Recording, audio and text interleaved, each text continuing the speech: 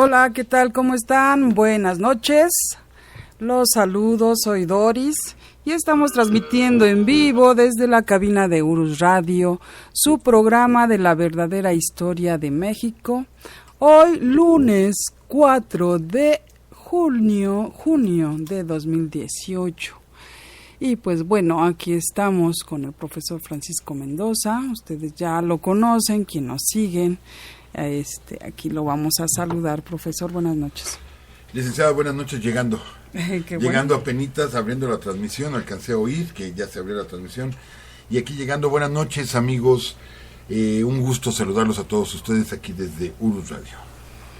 Bien, pues aquí estamos nuevamente en lunes, ahora sí, en lunes, aquí estamos para transmitir este buen programa que pues lo hace posible en las narraciones del profesor, y pues aquí estamos listos y dispuestos para escuchar esta nueva historia. Esta nueva historia. Ahorita estaba viendo que tuve un errorcillo ahí al poner el título en el programa. En sí el programa es Animales en la Historia de México 4, pero como sabía que iba a hablar el profesor de caballos, puse caballos. Es que, miren, fue así, acelerado todo esto, pero bueno, en unos momentos lo cambiamos. Pues aquí estamos, profesor, ya dije el tema.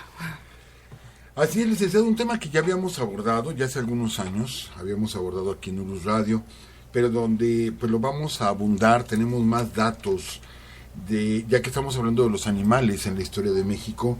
Bueno, ¿qué podemos decir de los caballos? Parte fundamental en la historia de México. Tenemos muchos caballos muy famosos y vamos a narrar algunas de las situaciones en las que estuvieron involucrados estos nobles animales desde su llegada a México en 1519 con las fuerzas de Hernán Cortés, donde llegan, tenemos datos distintos, 16 y otros autores dicen 19 caballos que llegaron por primera vez a estas tierras, licenciado. Pues bien, profesor, pues aquí estamos ya puestos y dispuestos para escuchar estas grandiosas historias de caballos, y saludamos también a nuestros amigos que están en el chat. Está Lector y dice, escuchándolos desde México, Tenochtitlan. ¡Qué bonito se escucha! Exactamente, qué bonito se escuchó, muy bien. Sí. Dice también a Tania, dice, buenas, ¿cómo sigue, profesor? Un abrazo, Lic. Gracias, Natania. Profesor, ¿cómo sigue? Afortunadamente mejor, todavía padeciendo el calor de la Ciudad de México, pero bueno, ya estamos bastante mejorados de salud. Qué bueno, gracias Natania por preguntar. Y Juan Carlos Pérez Carmona dice, buenas noches Lic, Doris y maestro Mendoza. Bueno. Buenas noches. Buenas noches a todos. Adelante, profesor. Bueno, pues enviar así unos saludos muy rápido. Perdón a algunos amigos que nos envían saludos y que de pronto se nos olvida, profesor. Sí, se nos pasa, pero bueno, aquí tenemos a nuestro amigo Enrique Leos Godiener. Un saludo para ti, mi querido Enrique Leos. Nuestra amiga Vanessa también nos está escuchando en el Estado de México. Janet en la Ciudad de México. Itzel en la Ciudad de México. Nuestra amiga Isabel allá en Jalapa, Veracruz. El doctor Carlos Serrano, que está ahorita en Cancún, Quintana Roo. Nuestro amigo Uriel Lozano allá en Puebla. Lo mismo nuestro amigo Valerio Lara en Mérida, Yucatán. Nuestra amiga Ana nos está escuchando en el Estado de México. Y bueno, nuestra amiga Pilar Ayala, que nos escucha en Guanajuato. Alessandra también en el Estado de México. Ya voy rápido. No se preocupen. Nuestro amigo Jesús Arias también. Marisela Villicaña.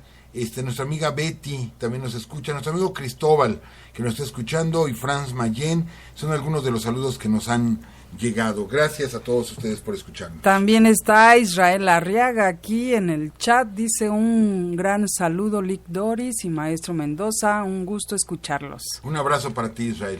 René Martínez Rojas, buenas noches Lic y profesor.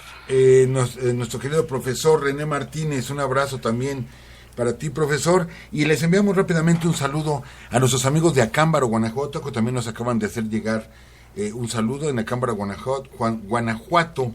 Y en Ciudad Hidalgo, Michoacán, nuestros compañeros del Diplomado de Sexualidad Humana nos envían saludos. Perfecto, saludos para todos. Y pues iniciemos, profe. Iniciemos. 1519. Llegan los primeros caballos a estas tierras junto con las fuerzas de Hernán Cortés. ¿Pero qué creen? Que nosotros ya teníamos caballos. Fue una raza que se extinguió. Se han encontrado en depósitos arqueológicos, ¿sí?, los restos de estos animales que no tenían la misma altura del caballo que viene de Europa. Estamos hablando de más o menos una alzada de 1,40 m, aproximadamente 1,50 m. Esto sería como un perro grande, más o menos, estos caballos primitivos. Y los restos más recientes de esos caballos nos habla de aproximadamente 5,000 años, los restos más recientes. Quiere decir que aproximadamente de 5,000 años se extingue esta especie de caballos enanos, por así decirlo, en nuestras tierras. Nos está llegando por acá nuevos saludos. Enrique Suárez desde Tonanitla, Estado de México, igual un abrazo para él, muchas gracias por escucharnos. Y bueno, no tenemos más referencia de estos animales en estas tierras hasta que llega la expedición de Hernán Cortés. Les repetimos, hay algunos autores que hablan de 16 animales, hay otros que hablan de 19. Lo que sí quedó asentado es el nombre de algunos de los caballos de Hernán Cortés, ¿sí? Varios autores los mencionan, incluso él mismo los menciona. El más conocido de ellos es el caballo molinero. Molinero, digamos, forma parte importante de este caballo porque sobre Molinero viene Hernán Cortés cuando se encuentra con Moctezuma. De hecho, sabemos que aprovechan el desconocimiento de estos animales los españoles para impresionar a nuestros antepasados que no conocían un animal de esa alzada. Al principio se confundían con venados enormes, sí, que era lo más parecido que teníamos por acá. Y Cortés, desde que desembarca y funda la Villa Rica de la Veracruz, cuando se acercan naturales a verlo, a querer platicar con él, hace demostraciones con los caballos. Esto es, los pone a correr, los pone a relinchar para espantar a la gente y crear un efecto psicológico sobre nuestros naturales. Vale mencionar que, bueno, sí, es natural que el impacto se haya dado, es natural. Cuando Cortés entra a la Ciudad de México, todo lo que es su caballería, estamos hablando de 19 caballos, todo lo que es su caballería va en la vanguardia del ejército español y detrás van los tlaxcaltecas. Esto, insisto, era para impresionar, más que nada. Y sí, entendemos el caballo, que es un animal de gran alzada, más el jinete, bueno, pues sí se veía un tanto impresionante. Sí, yo he tenido la oportunidad de estar al lado de jinetes y la verdad sí se ve muy impresionante. Yo me los imagino cuando se peleaba en la Revolución Mexicana, y de veras que es impactante la imagen. Entonces, nos siguen llegando saludos, licenciada. Sí, profesor, está Rafael Soto, dice, saludos, profe y licenciada, un abrazo desde McAllen, Texas.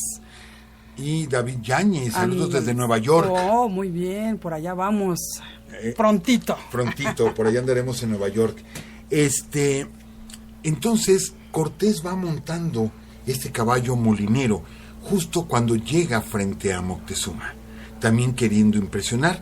Se baja del caballo e intenta abrazar a Tlatoani Moctezuma, inmediatamente se lo impiden, ¿sí? No lo puede tocar, pero pues sí, no deja de ser, insisto, una imagen muy muy fuerte la que dan los conquistadores españoles, pero se le pierde el miedo a estos animales. Se dan cuenta de que son eso, únicamente animales, no son monstruos, nada por el estilo. Y de hecho, en aquel julio de 1520, durante el escape de los españoles en la Noche Triste, son capturados varios caballos, y los mataron a estos caballos para mostrar también, según las crónicas, estamos hablando de lo que nos dicen los cronistas, para mostrar que no causaban ningún daño. Estamos hablando que, por ejemplo, tenemos nombres de más caballos que utilizó Hernán Cortés. Es de notarse pues, la jerarquía que tenía Cortés. Estamos hablando del caballo arriero, del caballo cabeza de moro, ¿sí? De molinero, del morcillo, insisto que pertenecían directamente a Hernán Cortés. Como se está iniciando la conquista, es en Cuba donde se dan los primeros criaderos de caballos, y de ahí se venden, pero era un precio altísimo, porque bueno, traer al animal desde España, claro, resultaba también muy caro, pero traerlo desde Cuba, ¿sí? Traerlo a estas tierras, pues también resultaba bastante oneroso. Entonces, ya que se da la conquista, lo primero que hacen las autoridades españolas es prohibir que cualquier natural se subiera a un caballo. ¿Por qué? Pues lo entendemos, simplemente les daba miedo, ¿sí?, que nuestros antepasados aprendieran a montar un caballo. Aquí yo quiero hacer un paréntesis, licenciada, amigos, de que el dato que nosotros tenemos aquí en Urus Radio, de el primer natural de estas tierras que montó un caballo, no fue un hombre, fue una mujer. Es el dato que tenemos. No estamos afirmando que fue la primera, pero por lo menos es el dato más antiguo que tenemos y que se mezcla un tanto con la leyenda. Y se dice que fue la princesa Heréndira, allá en el imperio purépecha, quien captura un caballo y para mostrarle, ¿sí?, a los purépechas que no causaban mayor daño y que se podían utilizar, ella aprende a montar el caballo. Y cuando se llega a enfrentar con fuerzas españolas, ella lo hace montada en un caballo. Entonces es la primera referencia que tenemos de que algún natural haya montado. Seguramente hubo otros, pero no tenemos el dato. El dato más antiguo es que fue la princesa Heréndira, ¿sí?, del reino purépecha, allá en Michoacán, quien monta por primera vez uno de estos animales. Pero bueno, ya estamos hablando del año 1620, 1630, donde ya el virreinato de la Nueva España permite que los caciques puedan tener caballos. Pero es algo que yo todavía no encuentro, amigos, licenciada, no encuentro la explicación. Prohíben, dice el permiso que los caciques pueden utilizarlo, pero con sillas mexicanas. No entendí por qué. Yo entiendo, la silla española y la silla mexicana, pero para mí es lo mismo. Quizá una más fina que la otra, qué sé yo. No sé si tenga una diferencia esencial la silla mexicana o la silla española. Quizá algún amigo nos pudiera dar luz en esto, pero la ordenanza dice eso. Solo podrá ser montado con silla mexicana. No puede utilizar silla española. No entiendo yo realmente el motivo de ello. Pero bueno, los caballos se convierten, insisto, en parte fundamental. Se fundan varias haciendas en estas tierras donde se empieza a dar la crianza de estos animales. Ellos van a formar parte de la conquista. La conquista se hace a caballo. Las distancias aquí en México, perdón, las distancias son... Sí, profesor. Bueno, de hecho, tenía entendido que, lo que usted decía, que eran 19 caballos los que llegaron con Hernán Cortés y que, de alguna manera, igual con la conquista se fueron extinguiendo y, también para la crianza de los caballos había garañones, pero eran mínimos. Creo que sí se le llama así, ¿no? Garañones. Así es. Perfecto. Entonces, pues para la crianza y más o menos en unos 10 años, según tengo entendido, fue que, pues ya creció enormemente la crianza de los caballos. También tenemos aquí a Luis Alejandro en el chat. Dice, hola, saludos desde Hidalgo, desde Michoacán, Ciudad Hidalgo. Ah, ya, ¿sí? ¿O es desde el estado de Hidalgo, licenciada? Luis Alejandro. Ah, de acuerdo. Pues sí, ¿cómo se hace la conquista? Se hace a lomo de caballo. Los conquistadores, los capitanes, los oficiales van a caballo, ¿sí? Y por las grandes distancias que tienen estas tierras, los viajes que se hacen de exploración al norte del país, pues se hacen a caballo. Primero por las costas y luego desembarcan los caballos y comienzan a avanzar. Entonces, este animal participa en toda la historia de México. Después, lo que es los vehículos, digamos, de transporte, pues vienen a hacer las diligencias, una especie de tipo diligencia, carruajes, carromatos, etcétera, que bueno, cruzan el territorio nacional, todo el traslado, por ejemplo, de La Plata, todo lo que es la ruta de La Plata, que comienza allá en el norte, en Durango, Zacatecas, y que va a pasar por San Luis Potosí, Querétaro, hasta llegar a Ciudad de México, y de aquí Puebla, Veracruz, y de aquí por mar, pues se hace a lomo de mula, a lomo de caballo, ¿sí? O sea, el caballo se convierte en parte esencial de la historia de México. ¿Qué sucede? Que bueno, pues nos acostumbramos a ello, pero yo sí quiero mencionar que ya para el siglo XVIII, mitad del siglo XVIII, pues ya se va olvidando esa ordenanza de un siglo anterior de que los naturales no podían utilizar caballos, y muchos lo utilizan. Y aquí sí valga el reconocimiento de que se inicia una tradición de montar a caballo que pues nos ha traído un amplio reconocimiento en todo el mundo. Aunque el caballo no es natural de estas tierras, sabemos que el caballo viene de Arabia y de ahí se desgrega por varias partes del mundo, llega aquí a México. No lo conocíamos, pero de pronto tenemos excelentes jinetes, excelentes jinetes, y de esto vamos a platicar un poquito después, de estos excelentes jinetes mexicanos.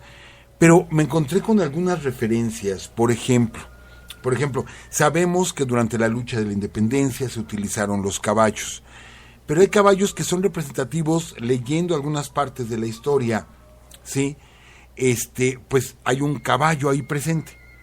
Por ejemplo, la madrugada de aquel 16 de septiembre de 1810, cuando viene la arenga de Miguel Hidalgo allá en Dolores, en el pueblo de Dolores, él hace la arenga, invita a la gente a participar y se va a la cárcel, libera, ¿sí?, a los presos, y luego se va a su casa a empezar a preparar todo para partir. Cuando él sale ya en la mañana, ya que amaneció, ya está lleno de gente. Afuera de su casa está lleno de gente que decide unirse a la lucha de la independencia, ¿sí? Y fíjense, dos imágenes aquí de caballo.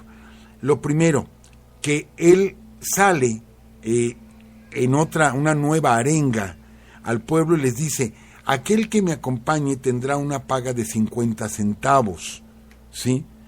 Pero aquel que me acompañe que tenga aparte un caballo, se le va a pagar un peso. Esto es, que por tener caballo se les pagaba el doble, ¿sí? Quiere decir que no todos lo tenían, pero también quiere decir que mucha gente sí lo tenía, y que mucha gente de los naturales de aquí poseían caballos.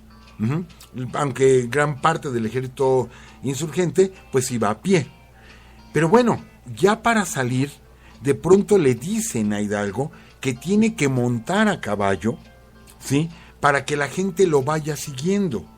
Entonces él iba a la vanguardia del ejército insurgente, montado a caballo, pero más que nada, no tanto por el traslado, que es más cómodo una silla de montar, sino para que la gente pudiera observarlo y pudiera seguirlo. Obviamente que los capitanes Allende, Aldama, Basol, etcétera, iban también montados a caballo. Los dragones de la reina, que se habían integrado al ejército insurgente, también iban montados a caballo. Lo damos por hecho, pero digamos que haya una mención. Estamos hablando de que hay una mención en las narraciones donde le dicen a Hidalgo: se tiene que subir un caballo para que la gente lo observe y usted vaya a la vanguardia, ¿sí? Entonces, los caballos también forman parte fundamental. ¿Qué podríamos decir del aviso que se da a Hidalgo, bueno, a Allende, de que se ha descubierto la insurrección? Pues fue a lomo de caballo. Si Pérez hace el trayecto desde Querétaro, pues a lomo de caballo. O sea, participan los caballos en todo esto, pero queremos mencionar estos hechos como que más importantes. Sabemos que Hermenegildo Galeana, que los Bravo, que José María Morelos eran excelentes jinetes. Sí, se ha mencionado de que hicieron algunas proezas, ¿sí?, con sus caballos, al momento de escapar, al momento de atacar, Entonces eran excelentes jinetes. Ahorita vamos a comentar por qué estoy subrayando esto de los excelentes jinetes que eran los mexicanos. Hay otra anécdota interesante. Si ustedes ven la entrada del ejército trigarante, las pinturas alusivas a la entrada del ejército trigarante a México el 27 de septiembre de 1821, pues vemos a las principales cabezas del ejército trigarante, pues todos montados a caballo. Y obviamente en el centro, Agustín de Iturbide, que hemos platicado aquí, que bueno, desvía la columna para pasar frente a la casa de la Güera Rodríguez, se baja de su caballo, ¿sí?, y después vuelve a subir hasta llegar a lo que es el Palacio Virreinal. Para eso tenemos un detalle interesante. Se acordarán, amigos, de la famosa estatua del caballito, que es la estatua de Carlos IV, ¿sí?, hecha por don Manuel Tolsá. Excelente arquitecto, excelente, bueno, todo lo hacía bien el maestro Tolsá. Dice el lector, dice que antaño, dice, se solicitan repartidores con caballo. Actual, se solicitan repartidores con moto. Muy cierto, muy cierto. Dice Ponce, ok. Bueno, arriba, saludos, dice buenas noches, bendiciones de JJ Ponce, que nos hace llegar. Y Jesri Mendoza también dice saludos desde Tonanitla. Así es. Bueno, esa imagen me recuerda mucho porque se ve con mucha gallardía todo lo que son los generales del ejército trigarante, pero ¿quién lo iba a decir? Que poco tiempo después, 3 años después, precisamente por su manera de montar a caballo, es descubierto Agustín de Iturbide. Sabemos que él abdica, se va a Europa, después regresa a México, queriendo colaborar en la defensa de México ante la agresión que va a sufrir México para volverlo a sujetar, para derrocar la independencia. Él se entera, viene a México, pero no sabe que él ya fue sentenciado a muerte en ausencia. Lo ven, lo capturan y lo fusilan. Pero ¿por qué lo reconocen a Agustín de Iturbide? Por su manera de montar a caballo, porque también era un excelente jinete. Y tenemos referencias de Félix María Calleja y del capitán Ignacio Allende, de que también eran muy buenos jinetes, les gustaba el jaripeo y les gustaban las carreras de caballos y ellos los montaban. Otro saludo de nuestro amigo Ponce, dice, acá los yaquis presentes, saludos desde Sonora. Pues bien, vamos a llegar a una parte que siempre es dolorosa platicar, que es la guerra con los Estados Unidos, la intervención norteamericana. Licenciada, amigos, cuando hablamos de la batalla de la Angostura, allá en Coahuila, cerca de Monterrey, pero ya en el estado de Coahuila, hemos narrado esa batalla. Y lo que narramos es que, según los datos estadísticos que tenemos, ha sido la carga de caballería más grande de la historia de México. Uno dice, espérame, pero Pancho Villa era famoso por sus cargas de caballería. Efectivamente, pero según los datos que tenemos, ninguna carga de caballería de la División del Norte de Pancho Villa fue tan grande como la carga de caballería que ordenó el general Santana y que barrió con los norteamericanos en la batalla de la Angostura.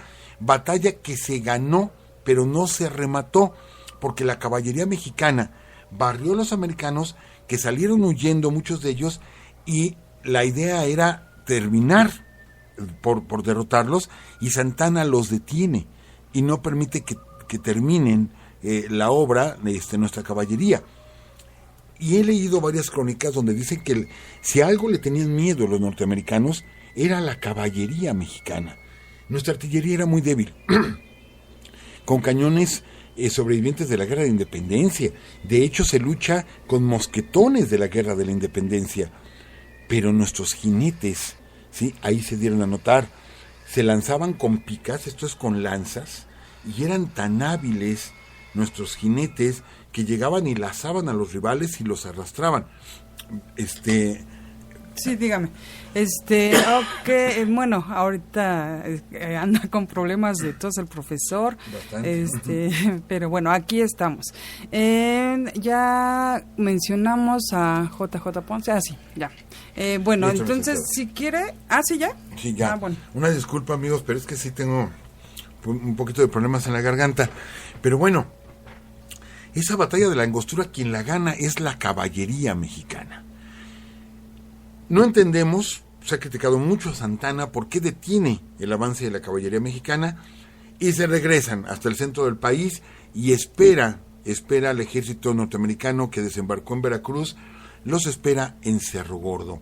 Amigos, por favor, yo vuelvo a subrayar, hicimos un programa solamente hablando de la batalla de Cerro Gordo, donde se ha criticado y se ha hecho pedazos a Santana, porque el ejército mexicano, que ya había ido hasta Coahuila, que había peleado, lo hace regresar, o sea, en lugar de utilizar barcos, los lleva caminando, y luego los regresa caminando, y luego se va a enfrentar contra los norteamericanos en Cerro Gordo, y hacen pedazos al ejército mexicano.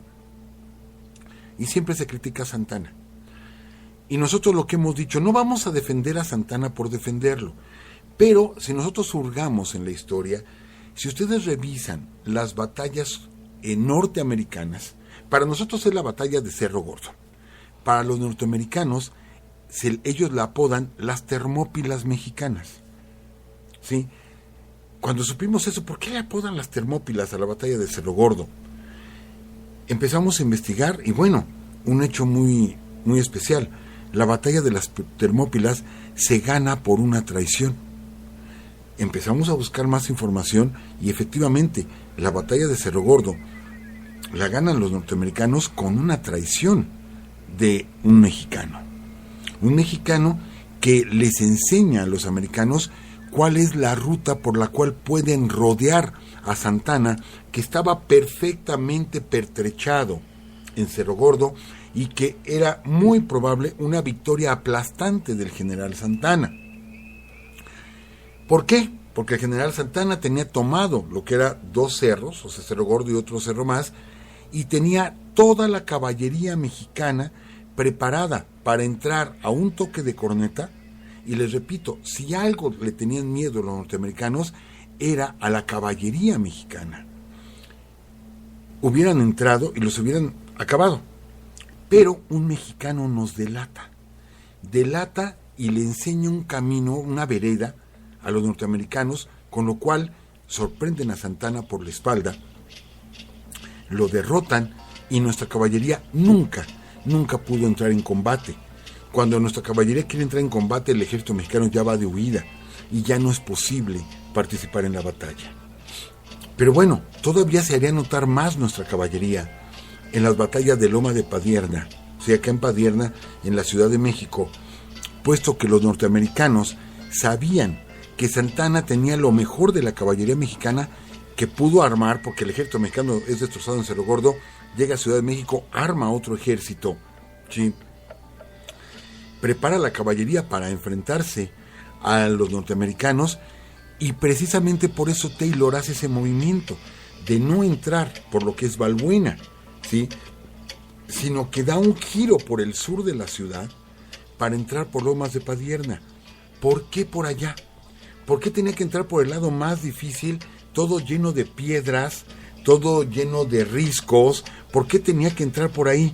Precisamente por el miedo que le tenía la caballería mexicana, porque la caballería no podía entrar a pelear en medio de los riscos. Nuestra caballería tiene que entrar en los llanos, ¿sí? Y para no enfrentar nuestra caballería es por lo que entran por la altura de Padierna, por altura, bueno, del sur, el sur de la ciudad, por San Ángel, etcétera. Por allá es por donde entra el ejército norteamericano. Por eso hace rato les decía, hay una tradición de buenos jinetes mexicanos. Y eso se va a notar en la historia. Perdimos esas batallas, insisto, la de Cerro Gordo por una traición, una vil traición de un mexicano.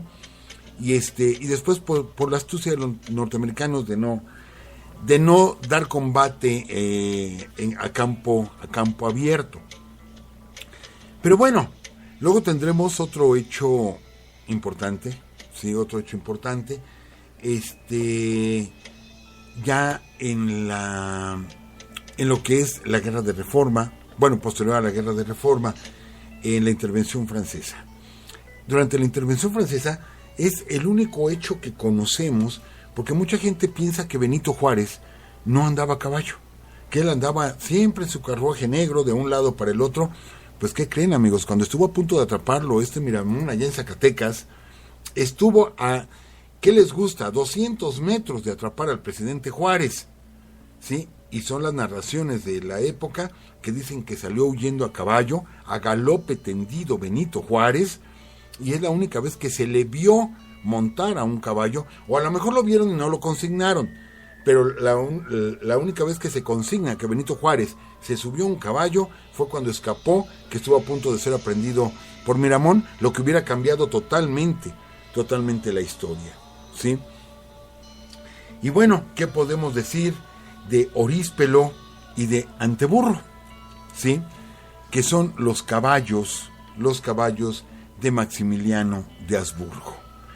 De hecho, se menciona que fue en Oríspelo, en este caballo, donde él pretende escapar cuando las tropas republicanas toman el convento de la Cruz, allá en Querétaro. Le avisan a eso de las 4 de la mañana a Maximiliano que están tomando el convento, que era su cuartel general, y se sube en Oríspelo, que era un caballo muy llamativo, y empieza a cruzar la ciudad de Querétaro. Es obvio, y bueno, vamos a entenderlo. De por sí Maximiliano era muy alto, y aparte usa un caballo grandísimo, elegante, él también elegante para montar.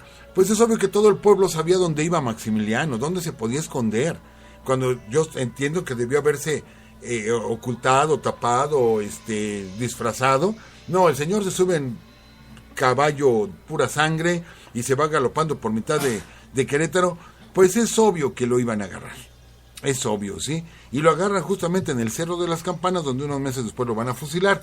Ahí es donde él se entrega, se baja del caballo y entrega su espada. Yo he leído algunas versiones que hablan de que fue al general Corona quien le entrega la espada, y otras que fue directamente al general Escobedo. Pero bueno, él iba montado en este caballo llamado Oríspelo, ¿sí? Y tenía otro caballo que se llamaba el Anteburro, ¿sí? Los caballos de Maximiliano. Hablemos de un caballo también muy famoso, el caballo Águila. Ese caballo era propiedad de Porfirio Díaz. Porfirio Díaz, que durante la intervención francesa estaba en la batalla de Puebla, él estaba a cargo de la caballería precisamente. Y que cuando Zaragoza se da cuenta de que derrotan a los franceses y que los franceses comienzan a escapar, Porfirio Díaz está a punto de lanzarse con la caballería mexicana y acabar de hacer pedazos a los franceses. Zaragoza Zaragoza no cree en el triunfo. Dice, no puede ser que ya les hayamos ganado y que estén huyendo los franceses. Seguramente nos quieren engañar y van a hacer que salgamos de nuestras trincheras, los persigamos y después se van en contra de nosotros. Mejor ya le paramos. Y Porfirio Díaz está a punto de lanzarse, de hecho comienza el ataque y recibe órdenes de Zaragoza de que se detenga. Y Porfirio Díaz se molesta mucho, ¿sí?, por la orden que le da Ignacio Zaragoza, pero bueno, le repite la orden Zaragoza y Porfirio Díaz acata y no persigue a los franceses. Y efectivamente fue un triunfo tan inesperado. Si Zaragoza se hubiera decidido y hubiera permitido que Porfirio Díaz se fuera sobre lo que quedaba del ejército francés, bueno, otra cosa hubiera sido. O sea, todavía más grande el triunfo mexicano. Entonces Porfirio Díaz también era conocido por ser muy, muy buen jinete. El caballo favorito de Porfirio Díaz, con el que está retratado, ¿sí?, Porfirio Díaz, es el caballo llamado Águila, que forma parte pues de nuestra historia. Pero con esto, licenciados y amigos, entramos, yo creo, que a la época donde es más reconocido el caballo en la historia de México, porque la Revolución Mexicana también se hace principalmente o mayoritariamente al lomo de este animal. Muchos caballos, muchísimos caballos. Todos los generales tenían sus monturas. El mismo Francisco I. Madero, que tenía un caballo que se llamaba Destilado y que estaba ya en las caballerizas del castillo de Chapultepec, y que es el caballo que monta cuando la famosa Marcha de Honor, cuando viene hacia Palacio Nacional durante la Decena Trágica, y que se detiene a la altura del palacio, de lo que hoy es el Palacio de Bellas Artes. Ahí se detiene por la balacera que hay en el Zócalo. Él va en este caballo, en el caballo Destilado, ¿sí? Que bueno, ahora vemos que frente a la casa donde él salió al balcón a arengar a la gente, y que es una foto histórica donde tiene a un lado de él, tiene a Victoriano Huerta, que 10 días después lo va a mandar matar, ¿sí? Lo tiene allá a un lado. Enfrente hicieron una estatua ecuestre. Y esa estatua, la verdad, el caballo está muy chiquitito, o Madero era demasiado grandotote, porque sabemos que Madero era muy pequeño de estatura, y en las fotografías vemos que el caballo era grande y Madero se veía muy pequeño. Pero bueno, yo no sé por qué la idea de hacer un caballo tan grandotote. Perdón, una imagen de Madero tan grande o un caballo tan pequeño, que está muy desproporcionada esta imagen. Recuerdo aquella ocasión que hicimos una visita al centro histórico con los amigos de Urus, vimos y analizamos esa estatua precisamente, ¿no? La estatua ecuestre de Francisco y Madero. Y bueno, después de esto, pues ¿qué podemos decir, amigos? Tendremos que hablar del As de Oros, por ejemplo, el caballo donde es muerto el general Emiliano Zapata, allá en la hacienda de Chinameca en abril de 1919, caballo que le regalara a Jesús María Guajardo, sí, que finge enojarse con el general Pablo González, convence a Zapata de que se va a pasar a sus fuerzas, lo esperan en Chinameca, bueno, como prueba de buena voluntad le regala este caballo, el As de Oros, Zapata lo va montando, ¿sí? Y en la balacera cae Zapata, y el caballo escapa. El caballo después lo atrapan, ¿sí? El general Castro recupera al As de Oros y encuentra que el As de Oros iba con 7 heridas de bala, ¿sí? Entonces, fíjense, le tiraron a Zapata, pero le pegaron 7 balazos al As de Oros. Curan al As de Oros y posteriormente sería obsequiado como prueba de buena voluntad a otro general zapatista, al general Francisco Mendoza. Hace rato que yo platicaba con la licenciada, me decía, con un pariente de usted, profesor. No, somos homónimos en nombre, general Francisco Mendoza, pero no, nada que ver, no somos familiares. Bueno, otro jinete, por favor, creo que es la imagen típica de la Revolución Mexicana, Pancho Villa. Pancho Villa, que tuvo igual varios caballos muy conocidos, varios caballos que pasaron a la historia, ¿sí? Estamos hablando de 7 Leguas, estamos hablando de Dorado, estamos hablando de Prieto, estamos hablando de Grano de Oro, del caballo Canciller, de esa foto. ¿Ustedes se acuerdan, amigos, de esa famosa foto donde está entrando él a Torreón? ¿Sí? Que se ve un poquito inclinada la foto, va Villa galopando un poco inclinada la foto y está entrando a la ciudad de Torreón, que es de las fotos más conocidas del general Villa. Bueno, ahí va montando una yegua que se llama Sangre Linda, ¿sí? En esa fotografía. Perdón. Ok, bueno, seguimos saludando aquí a los amigos de que están en el chat. Está Esaú, dice, por fin puedo por lo menos escribirles estando en vivo. Saludos desde Salt Lake City, Utah. Dice, no solo me ayuda a aprender de mi México, soy del DF, sino también me ayuda a prepararme para mis pruebas estatales como intérprete. Gracias por su esfuerzo. Pues gracias, Esaú Arrieta, desde el estado de Utah. Pues nosotros encantados de poderle auxiliar. Todavía nos faltan algunas historias que platicar, pero yo quisiera, esto ya lo hemos comentado en Urus Radio, la historia de 7 leguas, que dice el corrido, 7 leguas el caballo que Villa más adoraba, ¿sí? Pero que está falso, porque resulta que 7 leguas no era caballo, sino era una yegua. Cuando se hace la estatua ecuestre que está en la avenida División del Norte, aquí en el sur de la Ciudad de México, ahí cerca de la delegación Benito Juárez, por los años 70 se devela esta estatua, les digo, ya lo hemos platicado aquí en Urus Radio, y se invita a algunos sobrevivientes, que en ese tiempo vivían todavía varios, algunos sobrevivientes de la División del Norte de Pancho Villa, para que estén presentes en la develación de esta estatua ecuestre, y cuando develan, todos ellos notan un detalle, y lo comentan. El detalle es que la estatua ecuestre, Villa está sobre un caballo.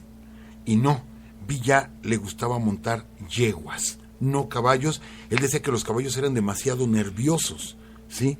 Entonces él prefería montar yeguas. 7 leguas viene a dar a México, pero cuando Villa sale a combatir a Obregón, a los llanos de Celaya, se queda 7 leguas aquí.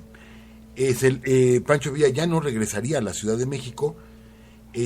No miento, sí se va 7 leguas, y después, cuando logra la rendición, don Adolfo de la Huerta logra la rendición de Pancho Villa le regala al presidente de la Huerta, le regala las 7 leguas.